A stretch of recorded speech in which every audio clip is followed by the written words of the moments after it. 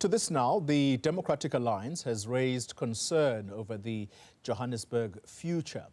This is following the election of the new speaker. ActionSA's Nobuhle Mthembu has beat the Democratic Alliance's Nobuhle Mthembu by a massive margin today to take the post. The DA in Johannesburg, this is the caucus leader Belinda Kaiser Ekesonju, says this election has cemented the relationship between the ANC and ActionSA. She's calling on the new executive to form a clear mandate.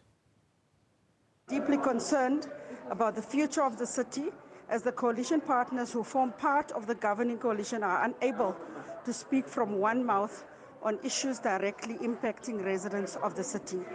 On the one hand, the executive mayor says not to expect much from his tenure, whilst on the other hand, new coalition partners are promising dramatic change on the horizon. We do not believe that dramatic change will be possible, as the same people who presided over the city's decay cannot possibly be expected to rescue it. As a matter of urgency, we recommend that the ANC, ActionSA, EFF, Al-Jamaa coalition charts a clear course for the city of Joburg. Johannesburg deserves, at the very least, a clear mandate of what it can expect from its new executive. Well, the new speaker of the Johannesburg Council joining me in studio this evening, and Nobuhle Mthembu is with us. Good evening to you, Speaker. Good evening, Cody. Thanks for your time. Let's begin with your election. The understanding is that you are possibly the youngest speaker to hold this position. What does this mean to you, particularly coming in the month that observes women and women's struggles in this country? It is a very big thing and it's a huge responsibility, Chloe, I don't want to lie. But this just goes to show that councillors in the city of Johannesburg don't judge you based on your gender. If they see someone who's capable and they give young people an opportunity. So I think for the past 3 years, because when I started my term, it was 2021. So when I started my term up to date, as an ActionSA caucus leader, we've been advocating for a lot of service delivery issues where our communities did not have water. We were on the ground calling Johannesburg Water and trying to allocate water tankers for the residents.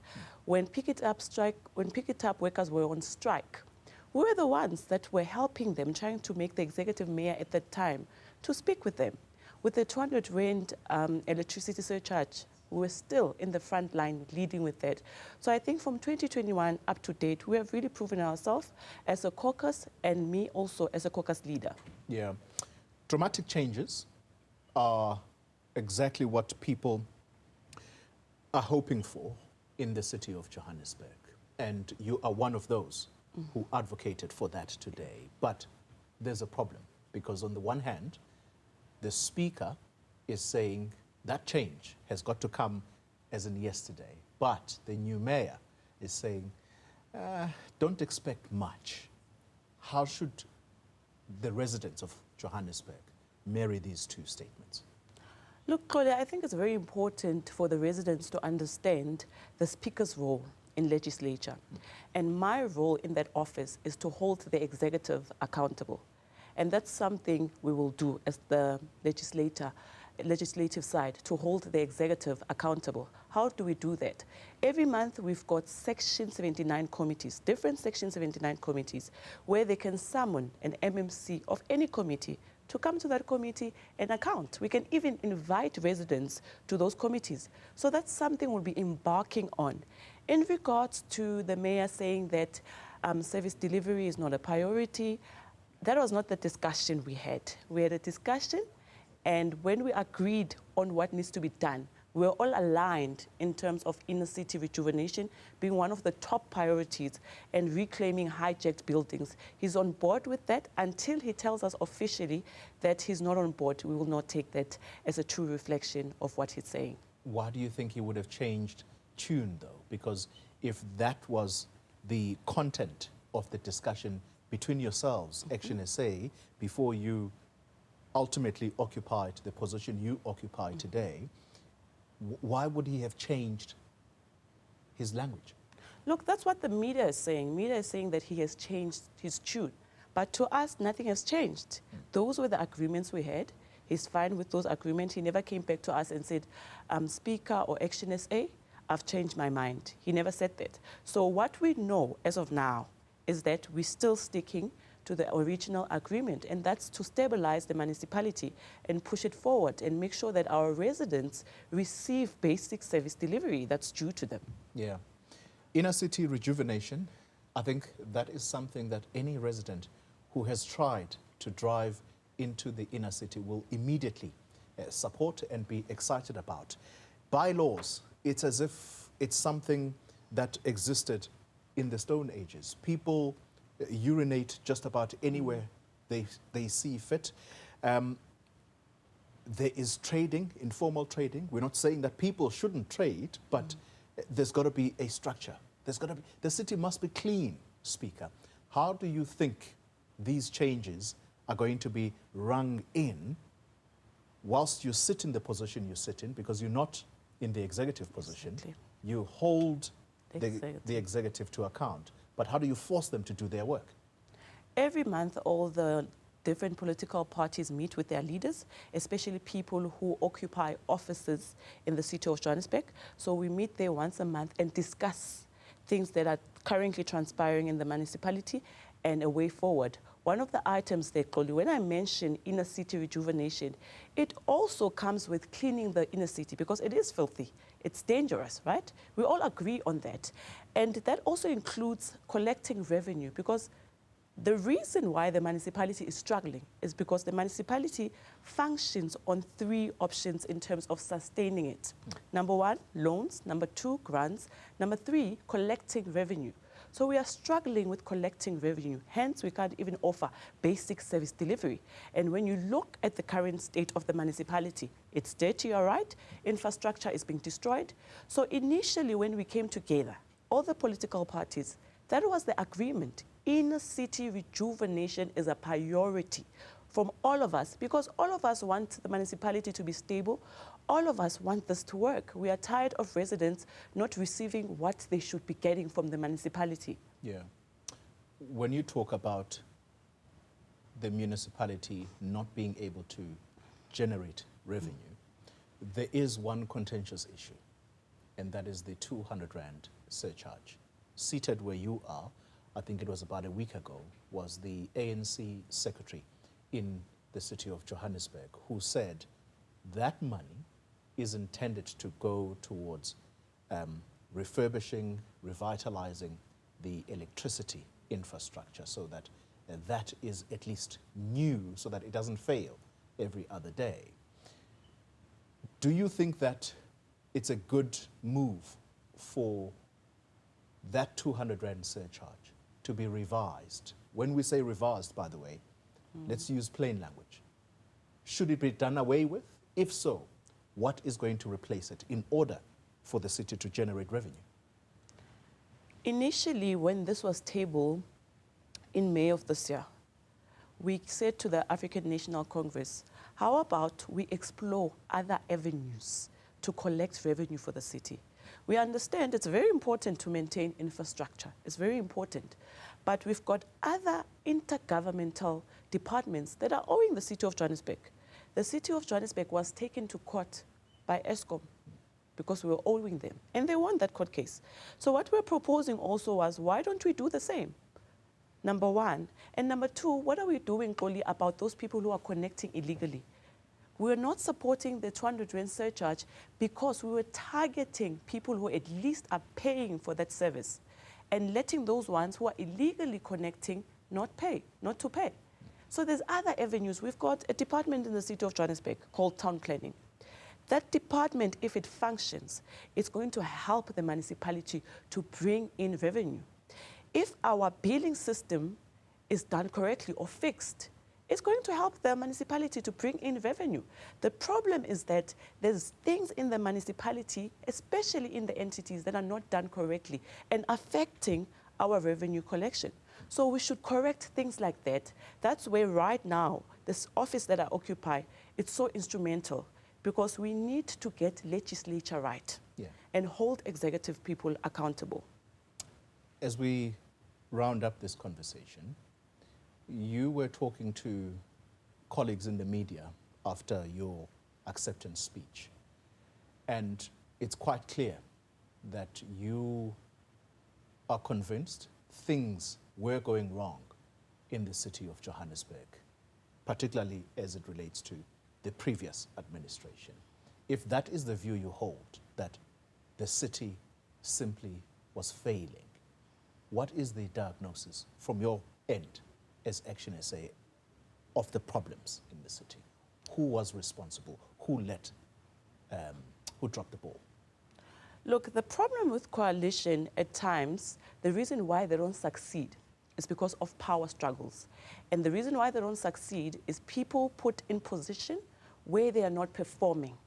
And there's no consequence management. And who suffers? Yeah. The residents. Because the job that should be done is in offices where people are not performing. And instead of getting rid of those people, you are not. So that's what happened. The coalition. Can I be direct? You can. Who was not performing in their role? Look, clearly from our side, I think we've always been vocal. Remember when we sat down with the ANC, we had 3 conditions. Number 1, at that time, remove the executive mayor, who was Kabelo Kwamanda. Number 2, this surcharge, we need to review it or rescind. Number 3, motions should be passed in council. That will benefit the residents in the municipality, especially motions on reclaiming hijacked buildings and turning them into low-cost housing units or student accommodation. So those were our 3 items on the table. We're very vocal. About the former mayor, the issue we had with him was that whenever there was an issue in the city of Johannesburg, remember there was that Bree Street explosion. Clearly, we must be honest. The Premier of Gauteng was the one advocating, he was the one responding, he was the one giving assurance to the residents instead of the executive mayor at the time. That's an issue we had with him, that he needs to step up because residents are looking up to him, and that did not happen. So we're very vocal about things like that. We need leadership in the municipality. We need someone who's going to take the city forward. So currently, we are working on that to see that the plans we have in place will succeed. But at the center of all of this is that all of us, different political parties, want the municipality to be stable. Because if the municipality is not stable, it will collapse. So at least all of us agree on that, and we'll do whatever is necessary to make sure that this municipality is stable and this municipality functions. Does it fill you, the Speaker of Council, with confidence that Kwamanda is part of the executive if he was not visible in his job? Does that fill you with confidence, and by extension, does it fill the residents of Johannesburg with confidence that a person that you see as having been the source of failure is part of the new executive?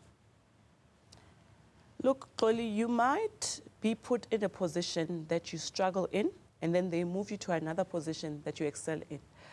Councillor Kabelo Kwamanda is a young person, and where he is currently placed now, there's a lot of opportunities for him to grow. He's willing to learn. So I think let's give him a chance. He's a young person. Yes, he had big shoes to fill, just like I've got big shoes to fill now as the Speaker of the City of Johannesburg with 270 councillors. It's a big role to fill. So let's give him a chance. In community development, it's more about communities and thinking of things that will benefit the communities. Let's give him a chance and see if he will excel there. Finally, corruption. It is one element that we simply can't gloss over. It exists in just about every corner of this country, and you spoke very passionately around that today.